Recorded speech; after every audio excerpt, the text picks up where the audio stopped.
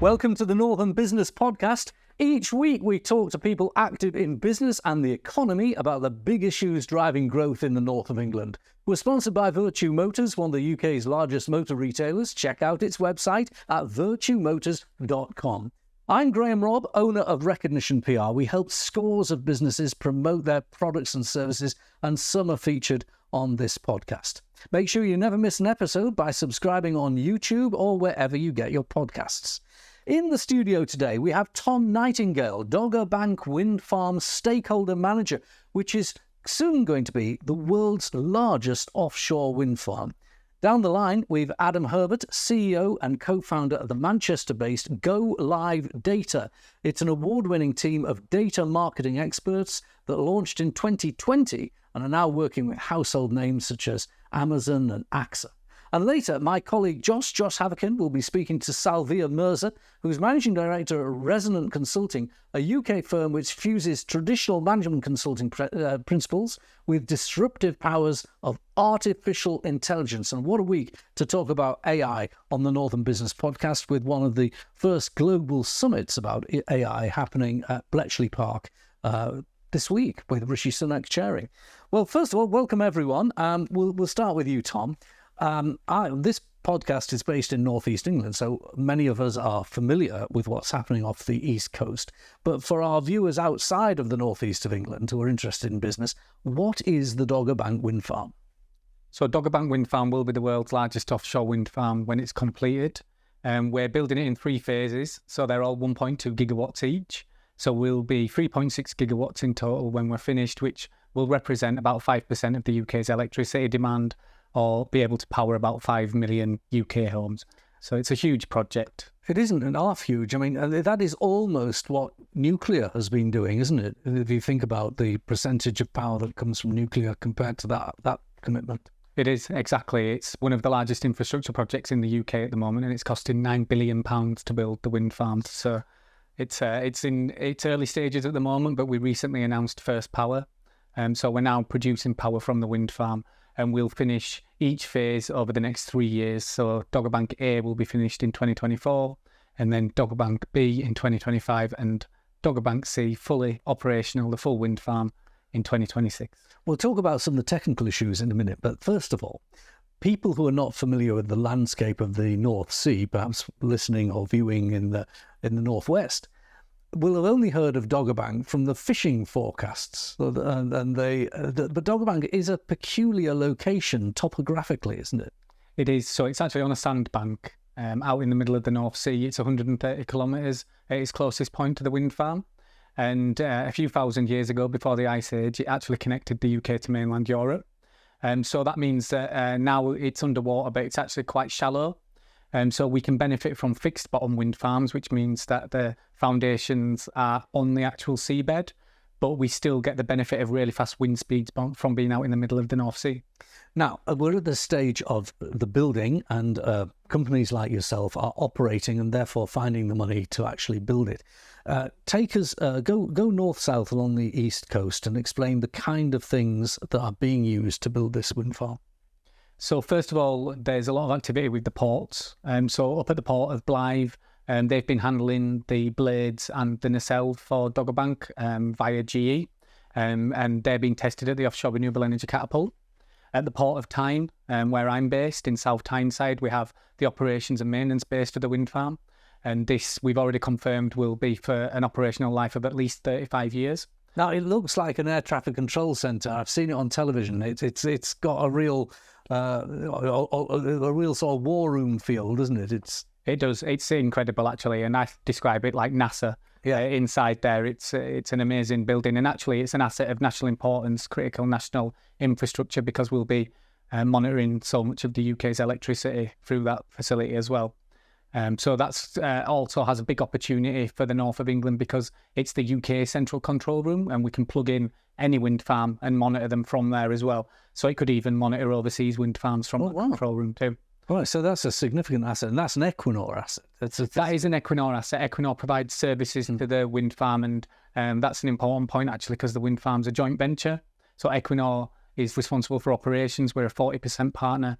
SSE Renewables are responsible for development and construction of the wind farm. They're a 40% partner, and then there's another company called Vargron who have a 20% share in the wind farm as well. Okay, so we're going north-south. So we come down the northeast coast, and we get to, I suppose, Sunderland, Teesside next. Yeah, so Sunderland and some of the other ports around the northeast Lep area are involved also, just through things like safe harbour if there's bad weather for the vessels. There's a lot of vessels working out in the field at the moment. Down in Teesside, GE have selected Abelseaton Port as the marshalling harbour, and they've already created over 500 jobs down there, and they've basically taken over the port. And we've got lots of blades and nacelles. If you drive past, it's an amazing scene at the moment, with lots of towers there as well. And these are the world's largest turbines that have ever been used. So when the blade tip points upwards, it's 260 metres tall. So absolutely enormous structures, and we're building 277 of those. The shortcut for understanding that, for people who are still in Imperial, it's about as big as the Shard. Well, it's not quite as big as the Shard, but the Shard and one other building in Birmingham are the only two buildings taller than our turbine. But there's only one each of those, and we're building 277 of them. Yeah, I mean, if you look at a wind turbine on shore, which people might have driven by, they are dwarfed by these, aren't they? Yeah, they are. It's really hard to try and describe the size, but if you've seen the Angel of the North, one of our blades is twice the wingspan of the Angel of the North, so they're 107 metres long each, just the blades. And the River Tees is going to be bringing things in and out as well. And then go down to Humberside. So actually, Humberside and Teesside are involved, not just in terms of different ports and supply chain involvement, but that's where the cables connect. So for the first two phases, Dogger Bank A and B, we connect in East Riding of Yorkshire, so that's a 2.4 gigawatts connection. And then for Dogger Bank C, along with another wind farm, Sophia Wind Farm, they connect in Redcar and Cleveland as well. So between them, that's 2.6 gigawatts of connection. So all of this is a tremendous engineering project. I mean, it is comparable to building out the North Sea oil rigs when North Sea oil was exploited in the late 60s and the 70s, isn't it, really? It is, yeah, and it's a new form of energy production. I think at the moment it's really important that there's an energy mix as we go through the energy transition, but building out more and more offshore wind is really going to be important to help the UK meet its net zero targets. And Dogger Bank really is a flagship project for the UK, but also the world in offshore wind at the moment. Now, you hear critics say that offshore wind has its problems. Let's give you a chance to knock them down, because you hear them regularly. You'll hear there are wildlife problems. Whales get disorientated, birds get killed. Is there any evidence of that? I mean, there's certainly concerns around that, and we work with all of the different groups that are interested in that. We have to be really mindful about other ocean users, land users around where we have to lay cables, for example, as well. But we have performed some tests as well. So we did a test up at High Wind Scotland, which is the world's first floating wind farm, which Equinor operates up in Scotland. And that was looking at sea life around the wind farm as well, and impacts. And one of our competitors recently did a 2-year study about birds and found that no birds at all were impacted by their wind farm. So there's lots and lots of different activities that are ongoing. All this is really important work that has to be done through the consenting process. And you know, these new technologies always cause this. I remember when mobile phones were first being rolled out, there were lots of scares about mobile phone masts and health-related issues. Let's talk about the other criticisms, which is wind doesn't blow all the time. So what do you do about resilience of supply? But perhaps in the North Sea there is a latent wind. Well, I think it's very, very... There's not the doldrums as often. I think it's fair to say that it's not always windy. So the turbines will not be spinning at all times. And that's why it's really important to have an energy mix. And that's where things like nuclear can come in as well. But offshore wind, we don't predict that our turbines, we don't build a business case around turbines operating 100% of the time. Right. They have a capacity factor, which is the expectation of how much they'll operate for. So we expect this to be quite high on Dogger Bank compared to the industry average. And the other question, I'm asking you all these questions. I know you're very familiar with this. I'm not trying to put you on the spot, so hopefully you'll be fine with these questions. But the other thing you sometimes hear politicians say, and they don't always have a grasp of the arguments in the way the industry works, is it will be cheaper energy. But it isn't automatically cheaper energy, is it? Because electricity has a market price, and whether it's produced by wind or oil or gas or nuclear, there is a regular price for electricity. Yeah, I mean, I'm not an expert on this area, but what we know is that we've agreed a price for the power that we produce. And if the power prices are much higher than that, which they are at the moment, then the government would actually benefit from the difference in price right now. But there is an opportunity there that consumers could benefit from that difference as well. And one of the great things about offshore wind is we know the cost of producing that electricity is cheaper than many other forms of electricity.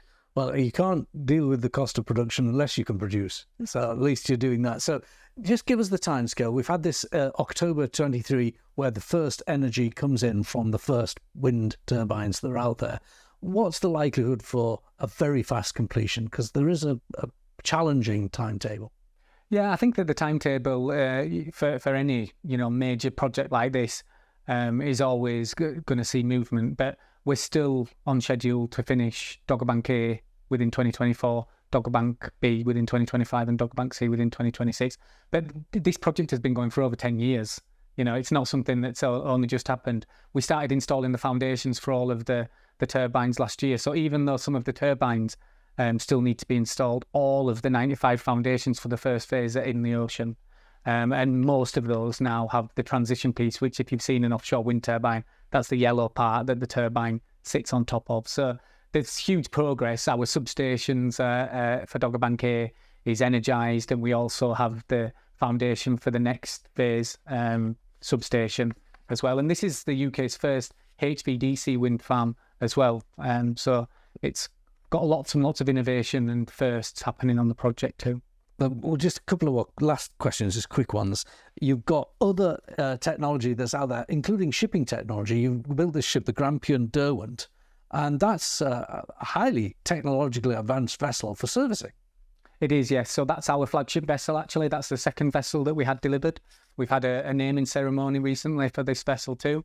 And it's the biggest one of the four. The other three are all the same size. They're all named after northeast rivers, actually. So as well as the Derwent, we have the Tyne, the Tees and the Tweed. The Derwent sleeps around 60 people, and it has a heli deck on, so we can transfer by helicopter if we need to. The guys will work offshore for 2 weeks at a time on these ships. But the other three are slightly smaller, and they accommodate 40 persons on each one of those ships as well. And last question, we've talked about the offshore wind farm at Dogger Bank, and that's happening, and you've given us a timetable. But there are more innovations in offshore wind because there's this new methodology of doing offshore wind called floating offshore wind. I know that Equinor is into that. You've alluded to it. Just a brief explanation of what that is and what the future is for that. Well, 80% of the ocean is too deep for fixed bottom wind turbines, which are what has mainly been used so far in offshore wind. And that's because companies have worked out from the coastline as the water is shallower before it gets deeper. But actually, most of the ocean will require floating wind. So if we want to keep building out floating wind and offshore wind, many of it will have to be floated, and Equinor leads in floating. So it's basically vessels vessels may be the wrong word, but platforms which are tethered but float, and then there's a turbine on top. Yeah, but it certainly doesn't do that. But no, it's definitely stays. It's like that. All right. It's a feat of engineering, actually. Yeah, it does sound like it. It's definitely worth exploring next time you come in, because the technology, I'm sure the Northeast and the Scottish industry that supports it is getting innovative in delivering that. Yeah, and if you think about it as well, one of the big advantages of offshore wind is being able to support coastal communities all over the UK. So if you can build wind farms anywhere, either fixed or floating, you create opportunities for local ports, local communities. And on Dogger Bank, we've created or supported over 2,000 jobs already in the UK related to construction and operations, but 400 of those are associated with the long-term operations in South Tyneside. So great opportunity to be able to create lots of long-term, good, highly skilled, highly paid jobs for people in local communities. Well, Tom, thank you very much. And we're going to go from you, who represents one of the biggest businesses in the UK operating at the moment, to a small business that's being very dynamic and innovative. Adam Herbert, joining us from Go Live Data. You're the CEO and co-founder, based in the Northwest. Is Manchester based? It is indeed. It is indeed. What do you make of the thing you've just heard, the offshore wind farm now delivering wind? Does it matter to you as a person where the wind comes, where the energy comes from? Absolutely, massively. We're living in a world of renewable energy, ethics, where's things being sourced from, how to get things better, how to be more compliant, how to be a better human, basically. And this is amazing. Funny enough, I was talking to a company not so long ago who are going to be the sellers of renewable energy, and we're talking to them about how we help them reach out to businesses and make you guys a viable option for your energy as well. So it kind of links up as well, which is really cool. Fantastic. I know my own business works with companies that are in the supply chain. So it does, and I run a PR firm. So it does actually link to all sorts of different elements. It does have a ripple effect. So thank you for the good work. That's what we like to hear. Moving on, Adam, talk about your business. It's a relatively new business. It was founded during 2020, the COVID year, and Go Live Data. Tell us your USP. What's special about Go Live Data? What services do you supply? So I like to think we're special, absolutely. We work in three primary areas. So we're a B2B focused business. We only work B2B. We work in data, so supplying data, cleaning data, enhancing data, analysing data. And then we do a whole host of engagement services. So that's really our second arm, where we'll work with a customer, we'll define audiences that they want to communicate to, and we'll work out the best strategy, whether that's email marketing, direct mail, social, so on and so forth. And then we also work with customers around real, true marketing attribution. So one of the biggest challenges in marketing, full stop, is where does your leads, where do your opportunities actually come from? Because most people work on a first touch or last touch attribution. With us, we give the full journey of what's really happening with lead origination and generation. So yeah, it's been a crazy 3.5 years. We've grown and grown and grown, and yeah, we're in a really good place now. Well, you're at 2.5 million turnover. You're at 15 staff, and you've got some really good brands that you're acting for, and it's a fantastic to be able to say that. It's great to see a growing business, because the business environment, in my view, at the moment, is a little bit more optimistic than it was a few months ago. Are you finding inquiries consistent at the moment, or have they gone up a bit? Where do you think the environment is? Yeah, so we haven't seen a major drop-off in terms of people wanting to market and get their data sorted or anything like that. And just going back to the clients that we work with, that they very much came on very early on with us. So they were very much about, where are we going as a business? What's our journey? What are we trying to do, which is different from what is a stagnated industry in the data industry? So they came on, and they benefited greatly from our innovation. We're a tech business first and foremost, so it's been a real drive forward. In terms of market conditions, we haven't seen a huge drop-off in terms of inquiries and businesses want to do things. And actually more so when we look at leads generated and companies who are making inquiries to other businesses, that's certainly only ever increasing. That could be because of our tech, obviously, or it could be just because the market is like that anyway.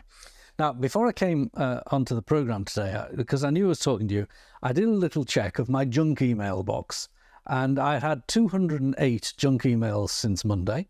And I looked at my regular inbox, and I had on LinkedIn 18 LinkedIn-generated messages that had also gone onto my regular business email box because it's linked to my business email. And most of those LinkedIn emails, I don't mind viewers of this program emailing me on LinkedIn, but most of them appeared to be bot generated. You know, can I help you sell your business? Do you need a leadership course? Everyone's sending me stuff about leadership courses. No, I've had enough of it. But for me, that's bad use of data. You're hopefully the antidote to that. Absolutely, 100%. So the industry, or the data industry, or email marketing industry, whatever you want to call it, outreach, has always been get as much stuff out the door as possible in front of as many people as possible, and touch wood, you'll generate lots and lots of inquiries and opportunities. Go Live Data is built the opposite way around. We take a less is more approach. So one of the ways we work with customers on day dot is really getting into the teeth of what is a true opportunity for that business. Who do they want to contact? Who do they want to market to? And the reasons why they also want to do so. So in the GDPR PECA world, you have to have a genuine, legitimate interest. And we utilize our data and our segmentation to go, right, your business does X, Y, Z. There's no point targeting those businesses because they'll never, ever buy your services, whereas these ones absolutely will. And then we work with them a stage further, which goes, if you're doing, let's call it email LinkedIn, whatever it might be, what's the message we're actually really trying to put in front of people, and how do we make it relevant to those people as well? So we're taking up a very new age, grown-up approach to how we market. The days of load a million emails, blast them out the door are well and truly gone, thank God. It's all about how do we segment the best 20,000, 100,000, whatever it might be, to put the right message in front of the right people. The kind of emails I was talking about, they're in my junk email box and sometimes in my LinkedIn box. They don't tend to come from Britain when you really drill down. They're not within the regulatory environment. And also, if as a smaller business, I wanted to use email data, I would worry about having the bandwidth in my business to make sure I was compliant. If your clients use you, do you ensure compliance? Can they subcontract that regulatory liability to you? It depends on what services they take. If we're running outreach, etc., we'll do a ton of work around the message, the segmentation, etc. When we work within their internal data, i.e. their CRM data, then it becomes around their compliance and their process. One of the things we do a lot of actually as a business, and this certainly more in Go Live data than in previous lives, we spend a lot of time with DPOs and InfoSec teams, really understanding their processes and then educating them on what GDPR and more importantly, what PECA means. Pause, I'm going to dial it back. With GPOs, just giving me the acronyms, what they mean. Data protection officers. Right, Sorry. Okay. Right. Gotcha. Excellent. Look, you've done a great job. The business is clearly on a roll. I gave the audience listening and watching these big names that you work for. Do you work for smaller names? Are you able to construct campaigns for small businesses? Yeah, 100%. So the way we always explain it to smaller, corporate, medium, we work with everybody is, you've got goals and ambitions as a business. That might be to grow, that might be to retain, that might be to understand your client data better. We come in and we take a real long approach. So funny enough, when we have our first meetings with customers, they go, oh, we're not buying today. And we go, we don't want you to buy today. We need to find out more and more about your business. Because at this point in time, we can't make recommendations. We don't understand your targets. We don't understand what you're trying to achieve. So we work with that achievement piece first around where are you going?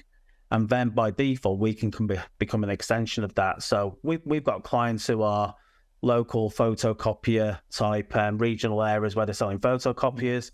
And obviously you've mentioned the big brands or the big logos, which everyone loves to work with, your Amazons, your TalkTalks, but we work with everybody. And ultimately, if you've got a business which wants to grow, or you want to retain customers, or you want to work within your data, we're a great company to work with. Last question. This links to our next interview, so we're going for a tiny segue here. This is a week of AI being discussed in the British economy with the summit at Bletchley Park. Has your business been using AI? Does it have plans to use AI? Does it have an AI strategy? So AI, big buzzword, as we all know. And actually, in our world, we absolutely have used AI. When you look at ChatGPT, Bard, etc., they're great from research perspective. So when you look at it and go, well, we've got a customer in this industry, well, what's kind of sectors which would love to work with these types of companies, so on and so forth.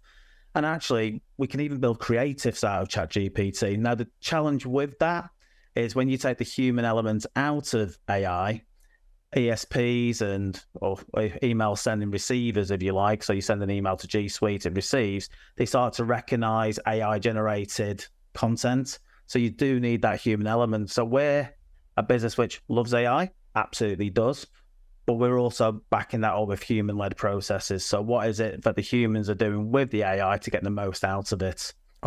We are massive adopters of it, 100%. Adam, that was a fascinating interview. I wish you the best in the business. I love a growing business in the north of England. You're the solution to the problems we got, nothing else, and that's fantastic. Same with Equinor and Dogger Bank. Thank you very much. Now let's look to the future. My colleague Josh Haverkin is going to look at a future scaping, what AI is all about, and how the new summit fits into the landscape. Thank you, Graham. This week, I'm joined by Salvia Mirza from Resonant Consulting. Now, she doesn't want me to say that she's an AI expert, and I'll let her explain why, but she's certainly well-versed in the latest goings-on in AI. And what a week to talk to her. This week, Rishi Sunak has been hosting the UK AI Safety Summit, and Joe Biden over in the US has been talking about introducing some regulations of his own. So who better to speak to than Salvia? She's a transatlantic, not AI expert, but very well versed in AI. Thank you for joining us, Salvia. Yeah, wonderful. And I do say that. They say that kind of lightly, but I also say that seriously, right? So AI is such an evolving technology that I don't want anyone to come out and say that they are an AI expert right now. We are all still learning. Well, it's interesting that you say that comments from Rishi Sunak was part of the reason why you moved over to the UK. What is it that he said that really caught your attention and made you make such a big change in your life?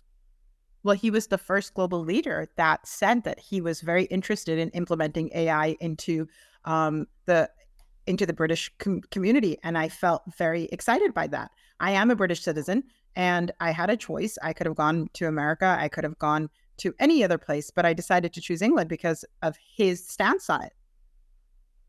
Okay.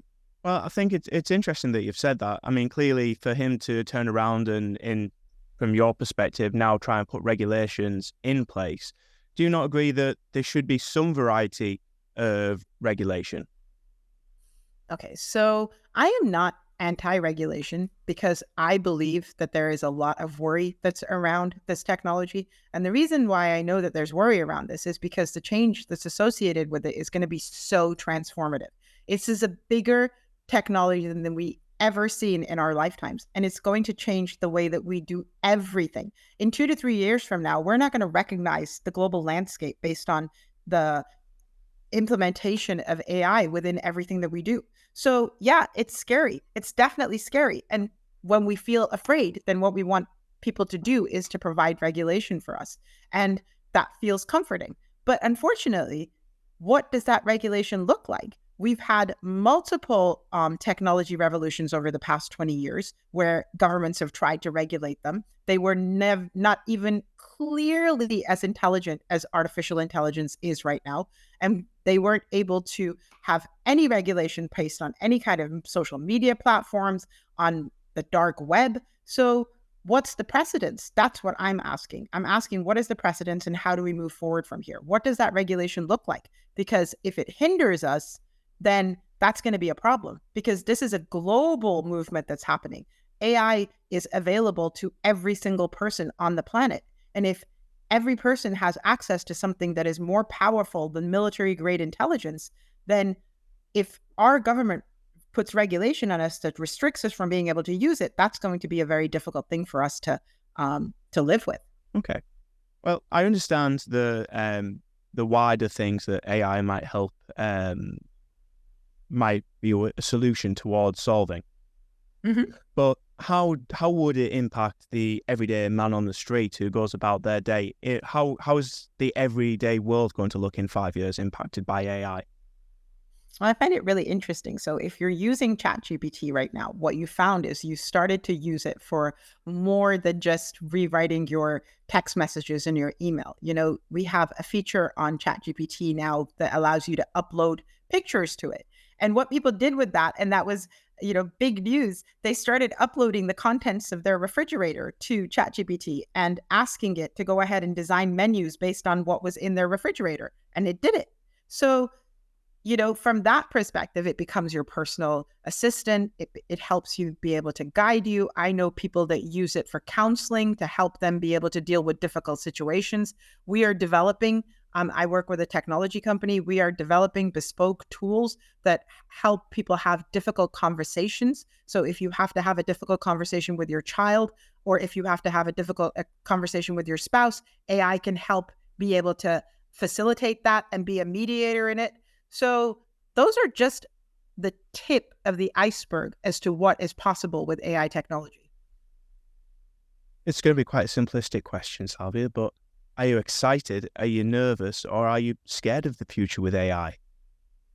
I'm so excited that I can't even contain myself, because for me, I'm a person who looks around at our systems and I know that our systems are not working for us anymore. We live in broken systems where our education system is not as effective as what we want it to be. Our healthcare system is not working the way that we want it to be. Our legal system is not working. And, there's only so many band-aids that you can put on it in order to make it function. Eventually, it's going to stop to a halt. And I really believe that this technology is going to be able to fix those systems for us. And it's going to create a new way of doing things that really works for us and helps us to evolve to the next level.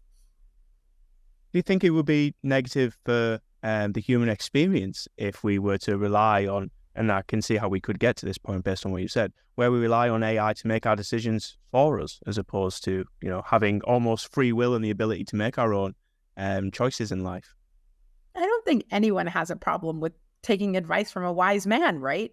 AI has all of the information embedded into it, and it basically functions as a wise man with all of this information. So if you are using AI to be able to enhance your understanding or to be able to help you have deeper, more meaningful conversations with people, I don't think that there's anything wrong with that. I think that's a beautiful thing to be able to have access to, because, we live in a world where not everyone has access to the same level of education or the same level of community or the same level of culture. And this is the great equalizer. It allows us to have access to all of that.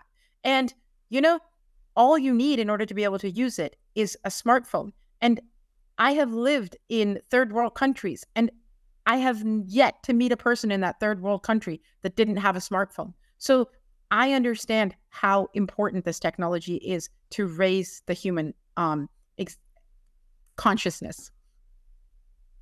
Salvia, I asked you that question. Were you excited, nervous, or scared?